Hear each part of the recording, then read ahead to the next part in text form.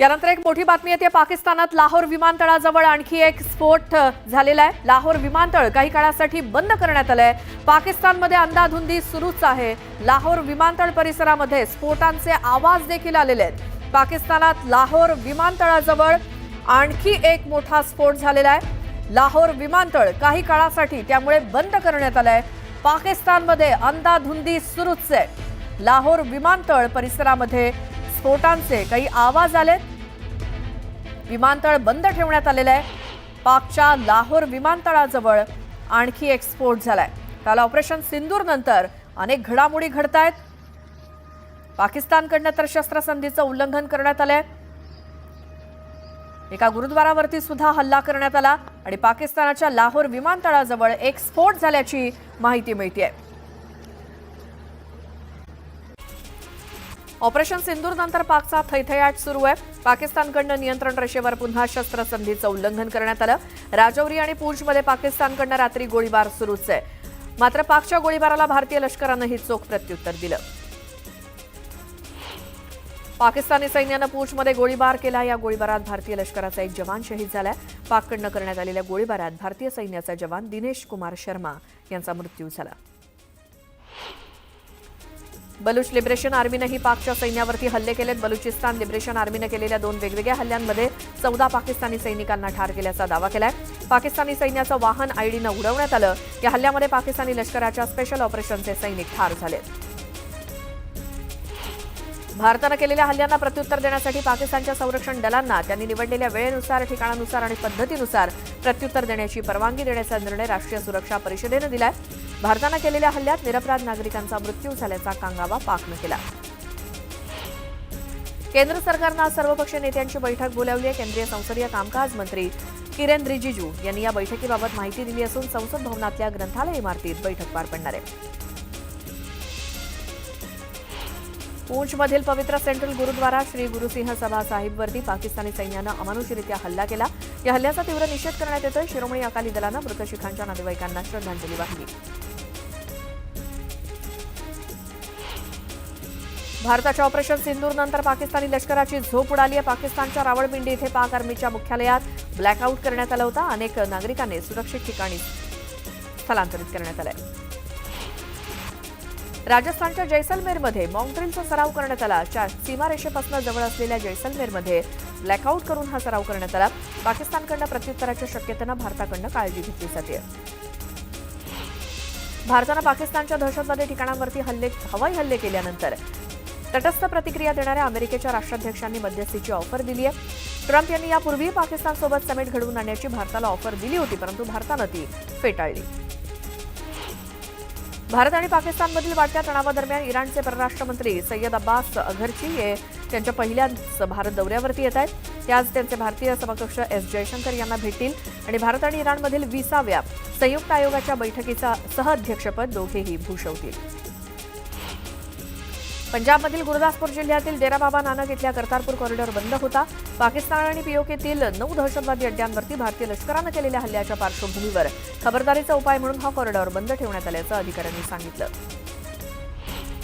प्रमुख मुस्लिम संघटना जमियत उलेमा ए हिंद आणि जमात ए इस्लाम हिंद यांनी सशस्त्र दलांसोबत एकता व्यक्त केली। दहशतवादाविरुद्धच्या त्यांच्या कारवाईला संपूर्ण देशाचा पाठिंबा असल्याचं सांगितलं। ऑपरेशन सिंदूर अंतर्गत पाकिस्तानातील दहशतवादी तळ उद्ध्वस्त केल्यावर पाकिस्तानचा थरकाप उडाला। संभाव्य दुस्साहसाच्या पार्श्वभूमीवर भारतीय सेना आणि सुरक्षा यंत्रणा सतर्क आहेत। लष्कर प्रमुख जनरल उपेंद्र द्विवेदी यांचं एलओसीवरील छोट्या मोठ्या घडामोडींकडे अगदी बारीक लक्ष आहे। रजेवरती असलेल्या निमलष्करी दलाच्या जवानांना तत्काळ परत बोलावण्याचे आदेश गृहमंत्री अमित शहांनी दिलेत। ऑपरेशन सिंदूरच्या पार्श्वभूमीवर सुरक्षेसाठी हा निर्णय घेतला गेलाय।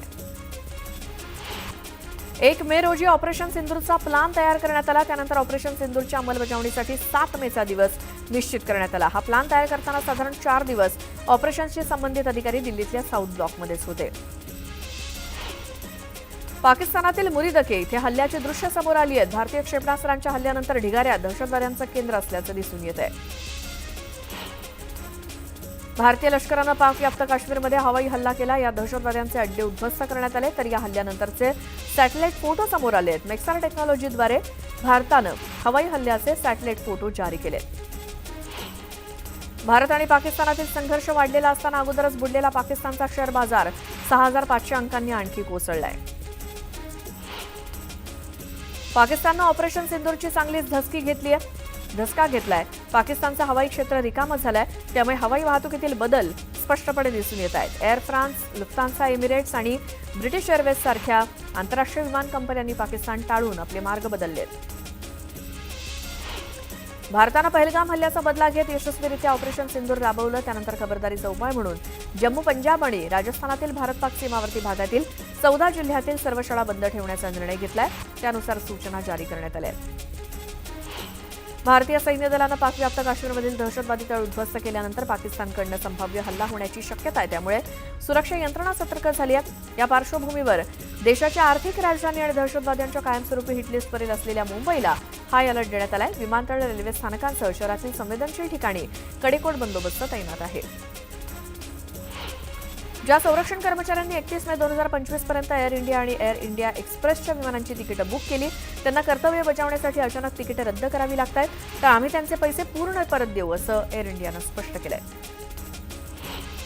पाकव्याप्त काश्मीरमधील हल्ल्यानंतर लागू केलेल्या निर्बंधांमुळे 200हून अधिक उड्डाणं रद्द करण्यात आली आहेत. श्रीनगरसह किमान 18 विमानतळावरील कामकाज तात्पुरतं बंद करण्यात आलं.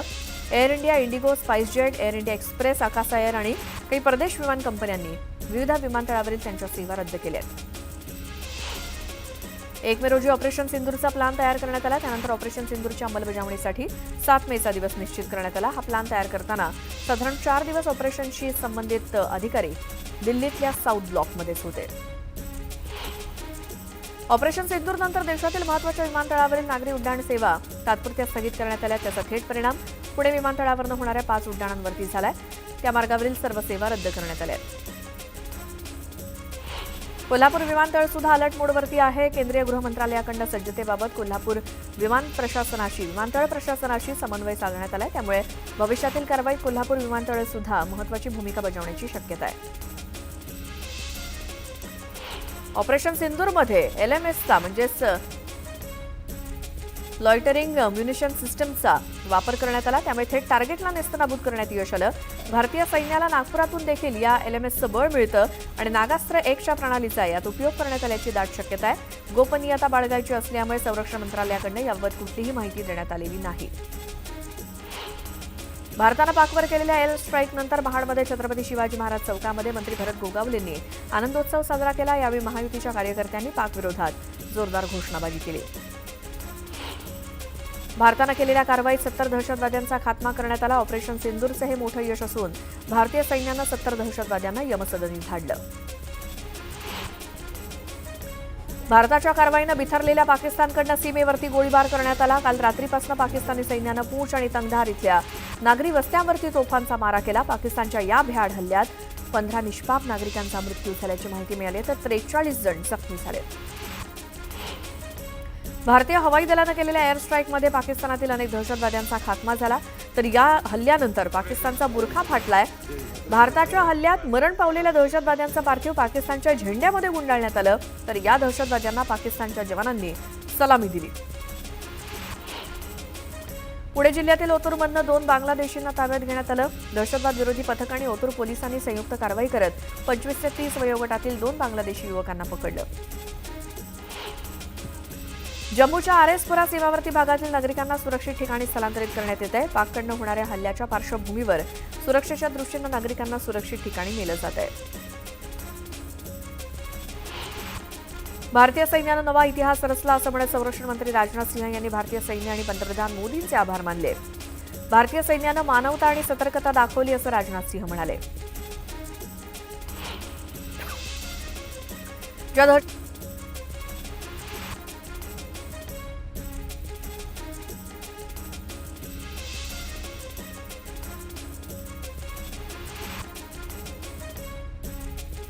ज्या दहशतवाद्यांनी निशस्त्र पर्यटकांवरती हल्ला केला त्या दहशतवाद्यांनाच आम्ही मारलं.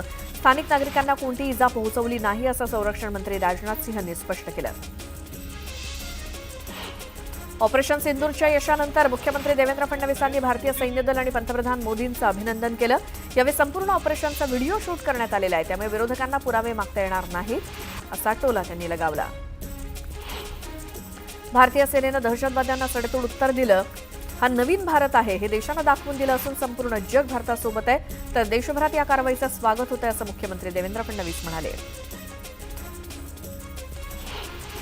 आमच्या भूमीवर जर कोणी दहशतवाद केला तर तो कदापि खपवून घेतला जाणार नाही. पाकिस्तानला भारतानं चोख प्रत्युत्तर दिलं. याबाबत सरकारचे आणि भारतीय सैन्याचं अभिनंदन अशा शब्दात उज्ज्वल निकम यांनी भारतीय सैन्याचं कौतुक केलं. पाकिस्तानातील दहशतवादी ठिकाणांवरती भारतीय सैनिकांनी हल्ला करून तळं उद्ध्वस्त केली. त्यामुळे चोपड्यात एबीव्हीपीच्या वतीनं जल्लोष करण्यात आला. फटाके फोडून पेढे वाटून जल्लोष केला गेला. पक्षात आलेल्या तरुणांना संधी देण्यासाठी आणि पालिका निवडणुकांच्या तोंडावर भाजपनं मंडल कार्यक्षेत्रात बदल करण्याचा निर्णय घेतलाय. त्यानुसार मुंबईत आता 36 ऐवजी 108 मंडल अध्यक्ष नियुक्त करण्यात येतील. त्यासाठी 35 ते 45 वर्ष वयोगट अशी अट ठेवण्यात आली होती. मात्र या तरुणांवरती लक्ष ठेवण्यासाठी जिल्हाध्यक्षपदी 45 ते 60 वर्ष वयोगटातील व्यक्तींची नियुक्ती करण्यात येणार आहे. मुंबई महापालिकेसह राज्यातील स्थानिक स्वराज्य संस्थांच्या निवडणुकांचा मार्ग मोकळा होताच उद्धव ठाकरे शिवसेनेचं मूळ चिन्ह मिळवण्यासाठी सक्रिय झाले. सेनेचं नाव आणि निवडणूक चिन्हाच्या याचिकेवरती लवकरात लवकर सुनावणी करण्यात यावी अशी मागणी करण्यात आली. कराड उत्तर आणि दक्षिण विधानसभा मतदारसंघातील खरीप हंगामापूर्व आढावा बैठक पार पडली.